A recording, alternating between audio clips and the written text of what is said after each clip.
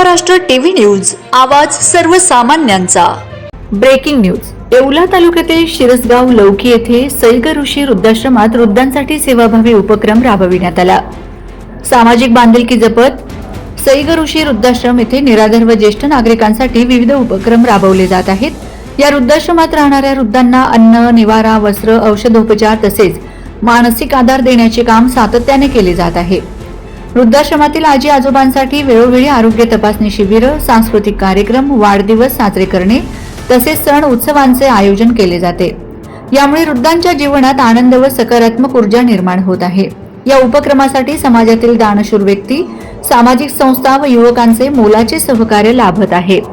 वृद्धांच्या चेहऱ्यावर समाधानाचे हास्य पाहणे हीच सैग ऋषी वृद्धाश्रमाची खरी यशस्वी वाटचाल असल्याचं व्यवस्थापनाने सांगितलंय।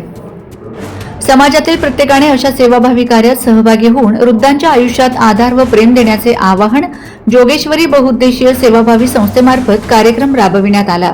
तसेच जोगेश्वरी संस्थेच्या संस्थापिका कविता गवळी, प्रवीण गवळी, आनंद वानखेडे, संध्या निर्भवणे, विकी कुशारे, सीमा बोरसे, अजित बोरसे, सुरेखा तांदळे, निकिता गांगुर्डे, वैशाली चौधरी, स्वाती पवार, दीपाली मंडलिक, पल्लवी निकम, दीपाली वाळुंज, पुष्पा वाळुंज इत्यादी महिला उपस्थित होत्या।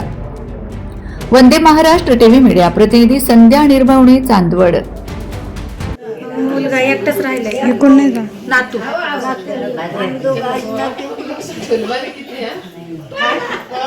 अकोल्याला कोणीच नाही का? मग अकोल्याला कोणीच नाहीये।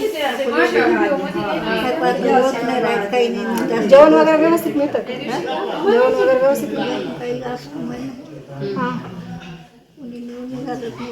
काही करत नाही, काय सांगू, काय जेवण असं मला झोपून लागलं। मग काय आता काय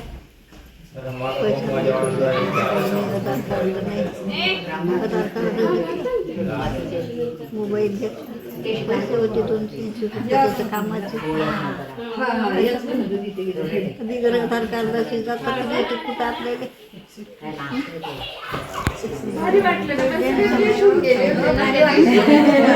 व्यवस्थित नाही, मग कशाला टेन्शन घ्यायचं?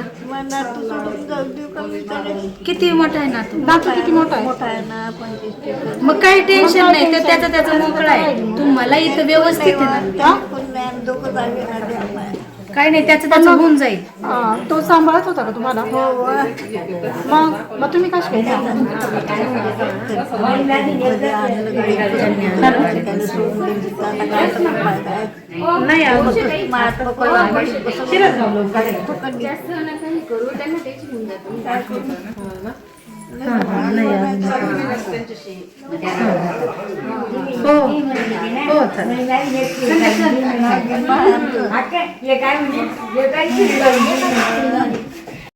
वंदे महाराष्ट्र टीव्ही न्यूज, आवाज सर्वसामान्यांचा।